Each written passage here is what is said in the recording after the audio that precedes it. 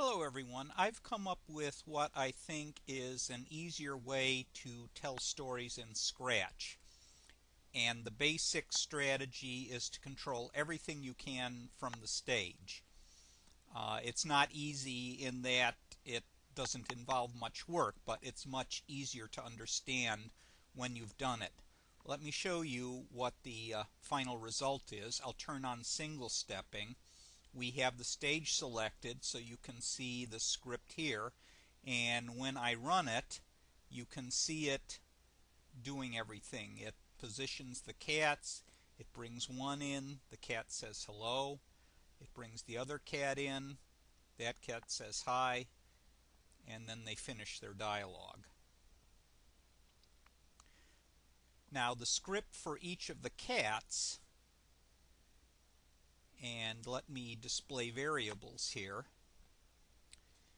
For my present program, I have 4 variables. Let's just pay attention to the X and Y ones for now. When this is cat 1, this is cat 2. When cat 1, let's look at this one. When cat 1 receives cat 1 go to, it just does the go to command using the X and Y variables. And similarly, it does the same thing for glide, except it also uses this variable time length, which says how long it should take. The scripts for cat 2 are exactly the same, except the cat listens for different messages than cat 1. It listens for the cat 2 messages. Let's go back to the stage and let's pull the plug here so that we'll only look at the first part. It's time to face up to using these numbers here at the bottom of the screen. But for what we're doing now, it's really easier to just fill them in by hand. So what we're saying is we would like this cat to be off stage when we start. Well, how can we position it? If you'll notice, the numbers down here change as I move the mouse around. So what I did is say, let's have him off stage here, and we can see that the numbers for X and Y are about 300. Or rather, the number for X is about 300, and I position them. It doesn't really matter where on the y-axis I put them, as long as that stays the same. So I'm saying at the beginning I want the cat to go to position minus 300, minus 25. So that's what this does. When I run this, it sets X and Y. And let's look at that from the perspective of cat 1. When I run this, it receives the command and just does the go to. Okay? And the same thing happens for cat 2. It gets a little trickier. Well, it doesn't really get trickier. It's just different when the time comes for the cats to say something. So let's add the positioning command here. Notice that since Y stays the same, that is, they're not moving up and down, I don't have to change it. I basically send cat 1 to minus 300 and then cat 2 to plus 300, and that gets them off the stage. Now, the next thing I want to do is have cat 1 glide onto the stage. So I want him to come to a position of about 70, which I can see by using the mouse pointer here. And I also want him to take 2 seconds to do it. So if I run this now, I can see what happens. And let's again look at that from cat 1's point of view. First it tells him to go off stage, and then it tells him to glide back onto the stage. So you can pretty much see for the rest of it I do more or less the same thing. Now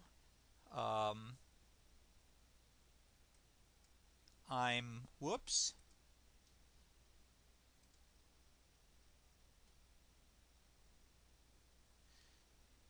So we'll break off the the first part of the dialogue here.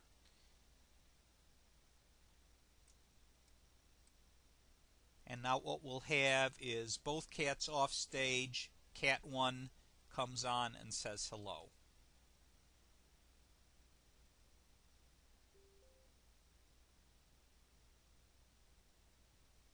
And now for the rest of this, there's nothing really new. I just have Cat 2 come on, also say hello, and then they complete their dialogue.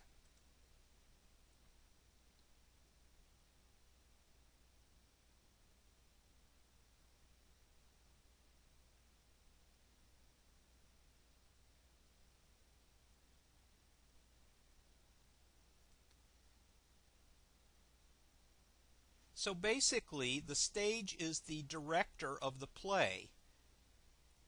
And for each of your sprites, you just have them receive messages and use variables to tell them what to do.